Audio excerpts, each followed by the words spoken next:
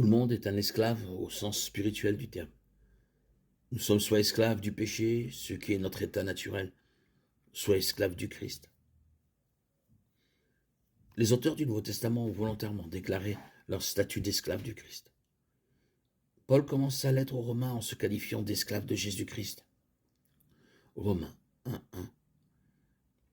Paul, serviteur de Jésus-Christ, appelé à être apôtre, mis à part pour annoncer l'évangile de Dieu.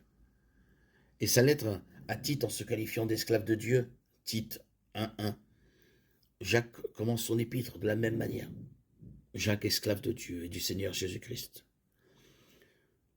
Jacques 1:1. La plupart des traductions disent serviteur ou esclave dans ces passages, mais le mot grec signifie littéralement esclave.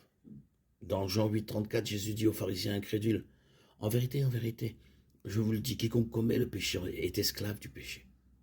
Il utilise l'analogie d'un esclave et de son maître pour faire valoir qu'un esclave obéit à son maître, parce qu'il lui appartient. Les esclaves n'ont pas de volonté propre.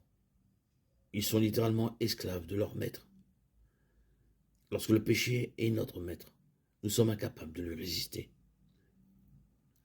Mais par la puissance de Christ, pour vaincre la puissance du péché, vous avez été affranchis du péché et êtes devenus esclaves de la justice.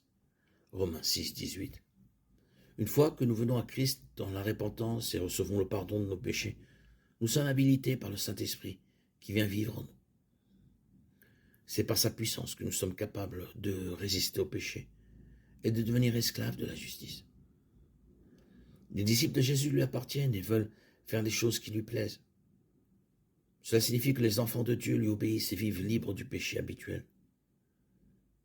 Nous pouvons le faire parce que Jésus nous a libérés de l'esclavage du péché. Jean 8:36.